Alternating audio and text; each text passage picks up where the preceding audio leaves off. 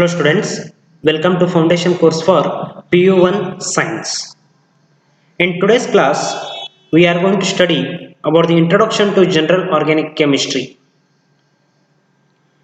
In high school level, we have studied physics, chemistry, biology as one separate subject, that is as science.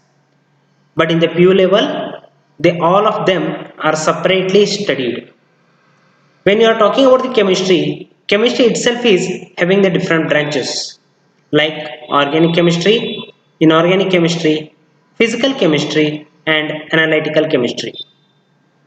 Organic chemistry is a branch of chemistry where you are going to study about the carbon and its different compounds.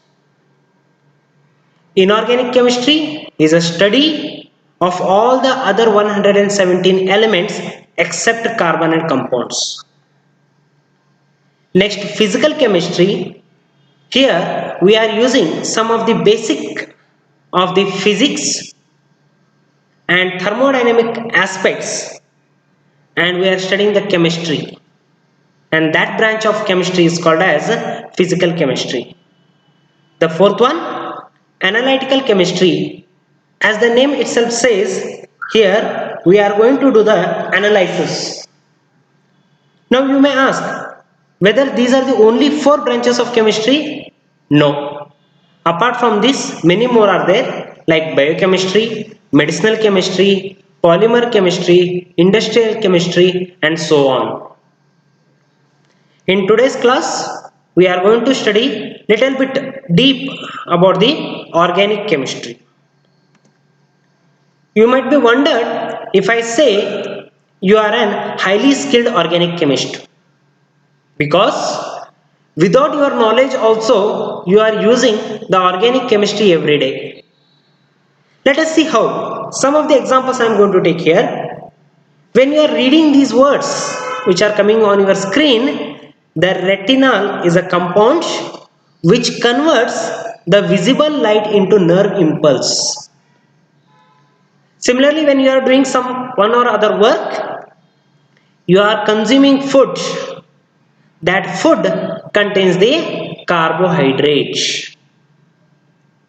Whenever you are doing the work, you require the energy. That energy will come from the carbohydrates. Along with the carbohydrates, proteins, lipids, amino acid, many more are there. Even they are also organic compounds.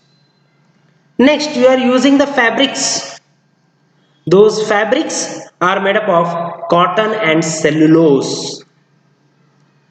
Silk, which you are using, it is also made up of wood pulp, which is again an organic compound. Colors which you are seeing surrounding to you for your fabrics, one or other way, ink, when you are writing on the paper, different color you can write, those all are made up of the organic dyes. And in your daily routine life, you are using the vehicle for which you are using the petrol and diesel. These petrol and diesels are also hydrocarbons. See how organic chemistry is important in your day-to-day life. Everywhere we are using the organic chemistry. Before going for the classification, definition and all, we will see the history from when the organic chemistry actually started and how it has proceeded. In the beginning, before 1828, there was one theory which was called as vital force theory. According to this theory, the people said organic compounds cannot be synthesized in the laboratory. They are synthesized by the nature using some unknown force. That force is called as vital force. And that vital force is present in the nature and all the living organisms. Hence, organic compounds only exist in nature and the living organisms. According to this theory, it is produced by only living matters and living organism through the vital force. But there is always exception for something. Same thing has occurred here also. In the 1828, a scientist called as Friedrich Ohler, when he was working with ammonium cyanide, he just heated. At that time, he found some crystalline compounds which were organic. And when he analyzed it, it became identical in all the aspect with the extract of the urine, which is nothing but urea. The reaction is like this. Ammonium cyanide, on heating we have got the urea.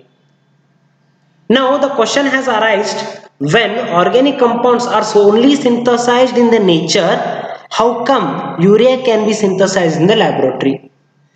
Later, many scientists started working on it and they have prepared so many different compounds.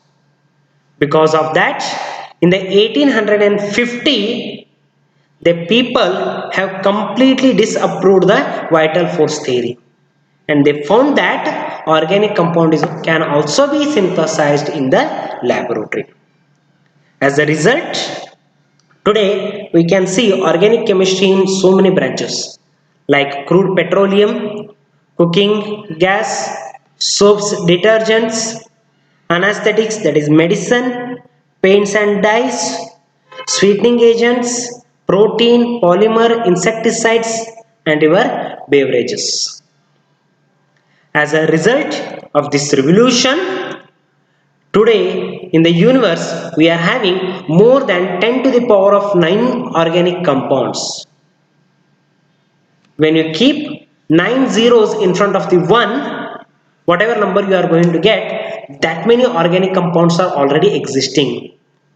And organic chemists have already calculated you can synthesize 10 to the power of 63 organic compounds. But interesting fact is we don't have that much of carbon, but we can synthesize. If you compare the same number with the inorganic compounds, it is less than 1 lakh. Whereas organic compounds are already 10 to the power of 9. Why? What makes this organic chemistry or organic compounds so unique? It is mainly because of one property of the carbon, that is called as catenation. Catenation is a self-linking ability of atom to form long chain of self-linked molecules. This property of carbon makes it as a so unique element, and so many organic compounds are going to be formed. Let us move for the definition. In the old days, it was defined as branch of chemistry in which we study with the carbon and its compounds. In the previous slide itself I said there is exception. Same thing has happened here also. There were some compounds like carbon monoxide, carbon dioxide, bicarbonates, and so on, which were containing the carbon, but they were not the organic compounds. So the slide modification with the definition has took place, and the modern definition of organic chemistry is branch of chemistry which deals with study of hydrocarbon and its derivatives. The next question arises, what are hydrocarbons? As the name itself says, hydro and carbon, hydrogen and carbon. The compounds which are made up of only hydrogen and carbon are called as hydrocarbons. Examples, methane, ethane and benzene. Next, the derivatives I have said. What do you mean by derivatives? In which one of the hydrogen from the hydrocarbon is replaced by oxygen, sulfur, nitrogen, like that. These other elements like these other atoms like oxygen, sulfur, nitrogen are known as heteroatoms. The periodic table for an organic chemist is very simple. you need not to remember all the 118 elements which are present in the periodic table, because organic compound cannot be formed by all the 117 elements, because the reactivity of carbon plays the important role. The carbon can react with only with the few of the atoms of the periodic table. You can see here in the S block element you are having totally 7, whereas in the P block you are having nearly to 18 elements with which your carbon can react. At the bottom I have given here, you can see the box, it is belongs to D block element. From the D block element only these many elements you can going to see. The beauty of these elements which are going to react with the carbon is they are going to form organometallic compounds all the cases. Organometallic compounds are the one where D block elements are incorporated into organic compounds. You are already having an organic compound in which D block elements are incorporated, by which the reactivity will increase, like catalytic property mainly will be increased, and you are going to get the organometallic compounds. Let us move for the classification. You have already studied in the 10th. The organic compounds are having mainly two classes. One is unsaturated hydrocarbons, second one is saturated hydrocarbons. The unsaturated hydrocarbons are the one which contain at least one double bond or triple bond. Since double bond and triple bond are there, they easily undergo addition reaction with bromine water. The color of the bromine water is yellow. The bromine water is getting added to carbon. Hence, the color of the bromine water, that is yellow color, will easily disappear. The examples for the unsaturated hydrocarbons are alkenes and alkynes. On the other hand, you are having saturated hydrocarbons where there is no double or triple bond, only single bonds are present. Now you can guess whether they will undergo addition reaction. No, because they don't have double or triple bond. When they don't have double or triple bond, they are not undergoing addition reaction, hence they does not react with the bromine water. Examples are alkanes. If I give you two compounds and if I ask you to identify which is unsaturated and saturated, can you able to do it? Yes, you can do it. You can just add a small few drops of the bromine water, by which you can easily make out whether it is unsaturated or saturated. That is, bromine water test is an distinguished test between unsaturated and saturated hydrocarbons. Let us study little bit much more deeper about the alkanes, alkenes and alkynes. Alkanes are commonly called as paraffins. The name paraffin came because of the low affinity of the alkanes towards the general reagents.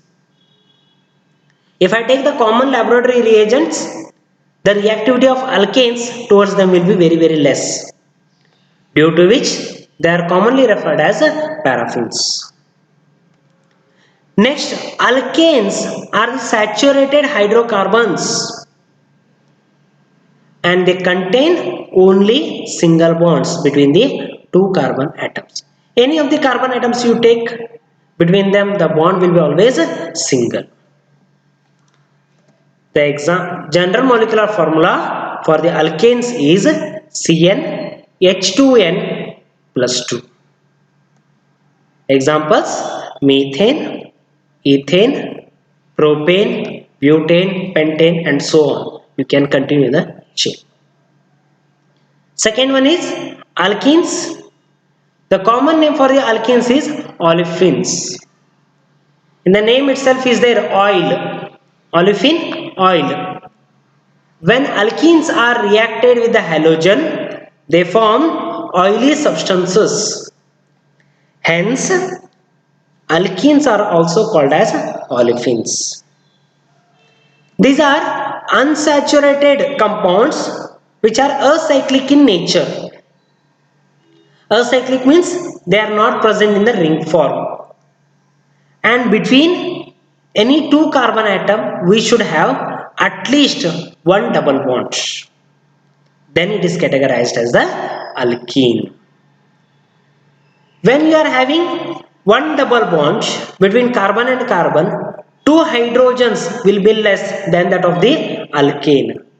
Hence, general molecular formula for the alkenes will be CnH2n. Examples: ethene, propene, butene, and so on. Next one is alkynes, where you are having triple bonds.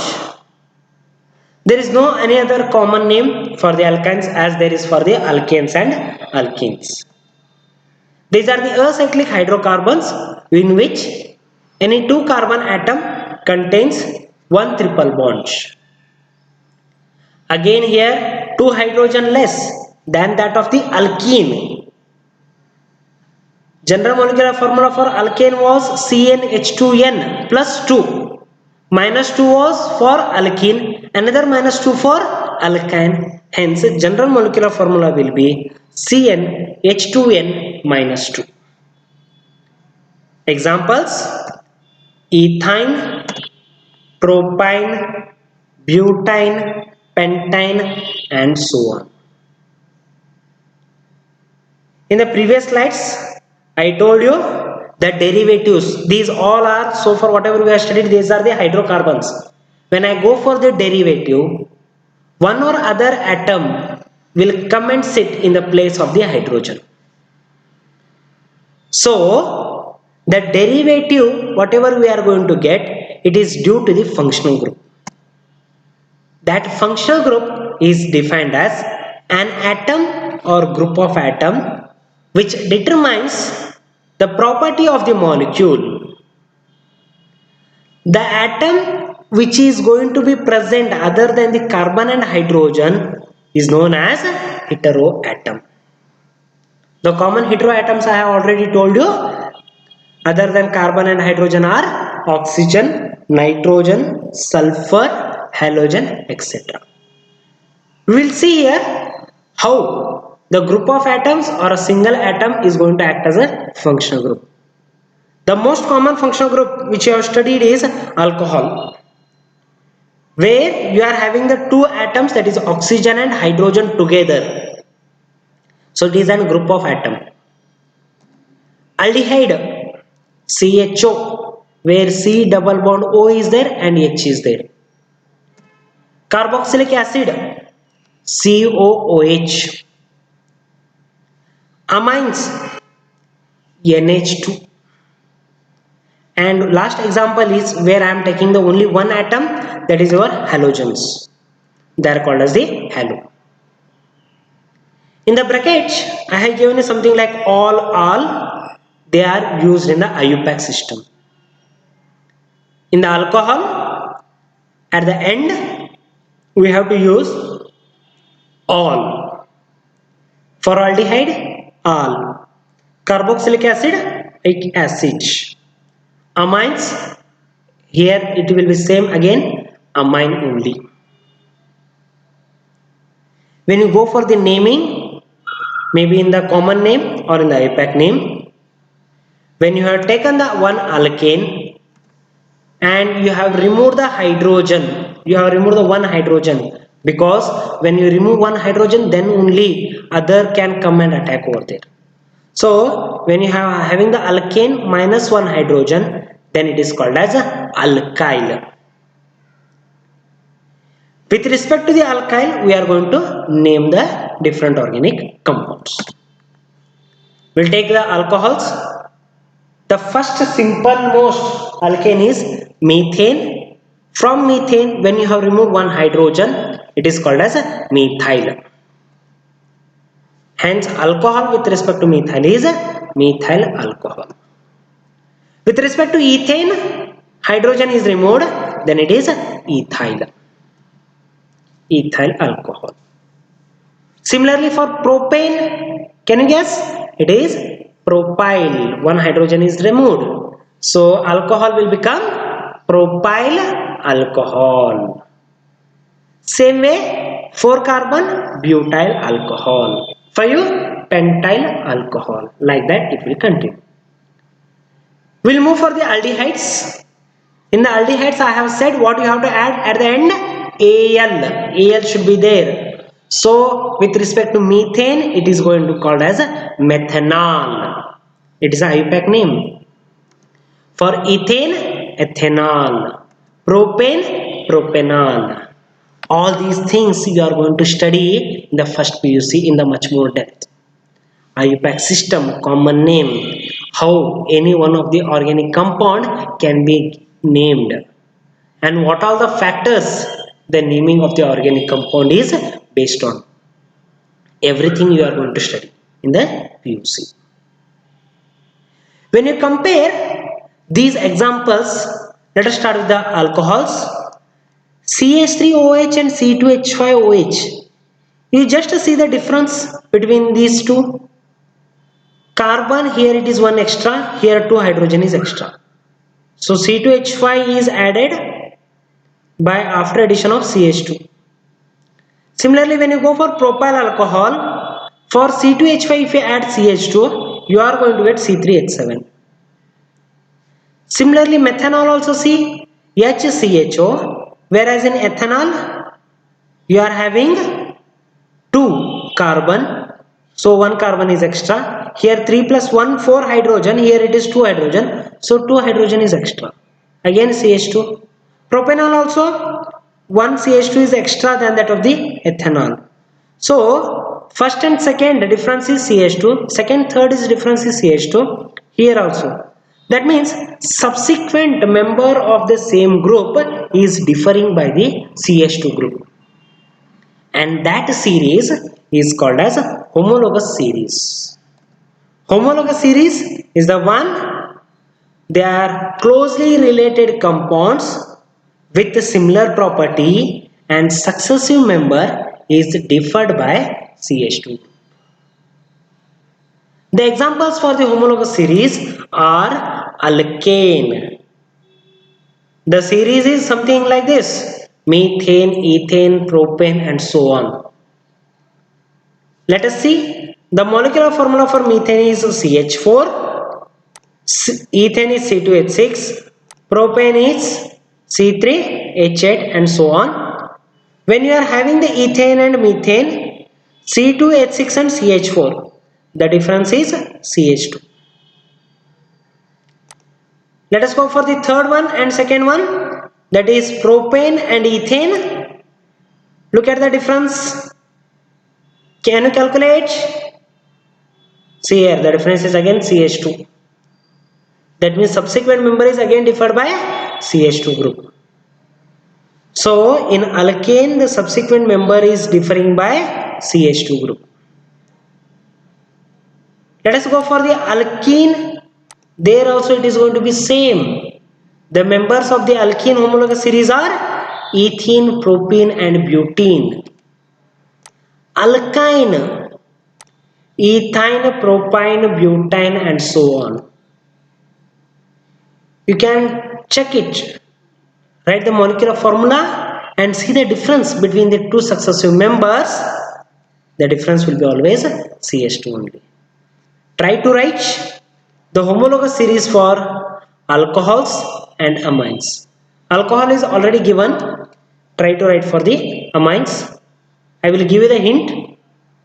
When you are writing for the amines, the OH of alcohol is replaced by NH2.